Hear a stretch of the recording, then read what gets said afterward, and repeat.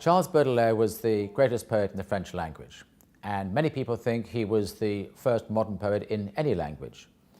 And this book is a story of how he created Les Fleurs du Mal, his masterwork, and of how the inspiration for him to do this was his muse, a woman called Jeanne Duval, the woman he called my Black Venus. Jeanne Duval came from the Caribbean. She arrived in Paris in 1842 and met him when she was singing in a tawdry cabaret at the end of the Champs-Élysées. For 20 years, they stayed together. And in those 20 years, Baudelaire created, as I've said, the greatest poetry in the French language. And at the heart of Les Fleurs du Mal lie a cycle of sensual poems which are all about her and entirely written for her, indeed dedicated to her. And those are the poems that led to the greatest obscenity trial in French history, when in 1857, Baudelaire and his publisher were deemed to have published obscene and outrageous material. And 6 poems were removed from Les Fleurs du Mal, and they were not, until 1949, given legal right to be published.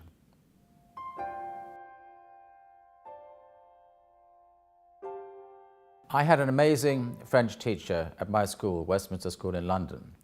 I must have been about 16 or 17, and Geoffrey Shepherd took his class through the glories of French literature, as he deemed them. And at the centre of his teaching was Charles Baudelaire, of whom, I may say, none of us had ever heard. But by the end of that year's education with Mr. Shepherd, we were all, I have to say, slightly surprisingly, greatly enthused by this dark, long-dead poet and his gloomy poetry, which we thought was pretty difficult to understand, until Mr. Shepherd led us into the intricacies of the meaning behind them. So that was the start of what became, I probably have to admit, a slight obsession with Charles Baudelaire. Because the more I read the poetry, the more I looked into his life, the more one obvious question raised itself. And that question was, why did he spend 20 years with a woman deemed to be his muse and deemed to be the inspiration for his poetry? And that woman was Jeanne Duval, the Black Venus of his poems.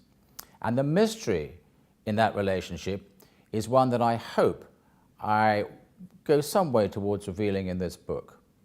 Because Jeanne Duval has been damned by Baudelaire's biographers, by literary critics, as nothing more than a slut and a wanton, a drug addict, an alcoholic, a woman who slept with his friends, stole all his money. So the question is, why did he stay with her for so long? And how did she become his muse?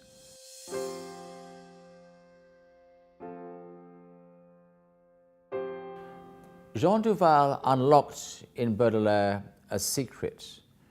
She got to the essence of his art, of his poetry, and she did so through great intuition, cunning and charm. And she realized that for Baudelaire, what he called his years of paradise, when he was alone as a young man, a young boy I should say, with his mother, were the most important years of Baudelaire's life. Now let's just go back to those years, because Baudelaire was 5 years old when his elderly father died. And for 2 years, before his mother remarried, he lived with her in a small village west of Paris, and they spent every waking hour together. And Baudelaire was captivated by the way his mother dressed, by her jewelry, her perfume, the furs she wore. And above all, perhaps, he was hugely impressed as a young boy, and maybe excited by the fact that every night she would kiss him goodnight before going to the opera or the theatre.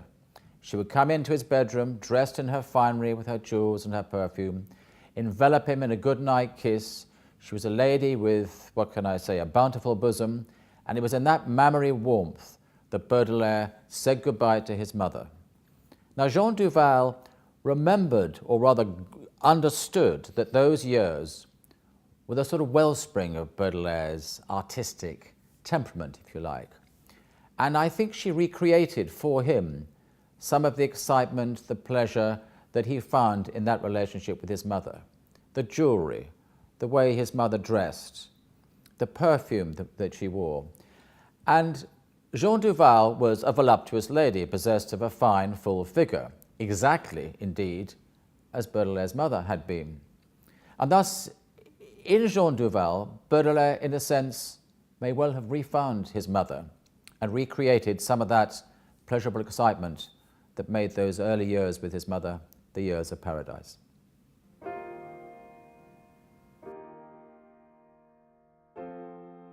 When Baudelaire was a young man on the left bank, he would stroll the back streets, visit the brothels, the bars, the restaurants, and delight in the company that he found there.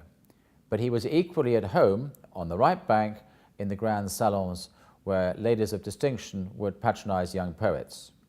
And that tells us a lot about Baudelaire's contradictory character, that he could be at home in the elegant salons just as much as he could in the brothels and bars of the left bank. And he was a very contradictory character. But above all else, Baudelaire stayed true to his guiding philosophy, which was that beauty was the ideal in his life and should be the ideal in anyone's life. And he felt in the creation of beauty, be it in poetry, in painting, in architecture, man could find redemption from his own inner frailties. And Baudelaire certainly had his frailties, and it was in his poetry that he sought to redeem his own, in many respects, squalid lifestyle.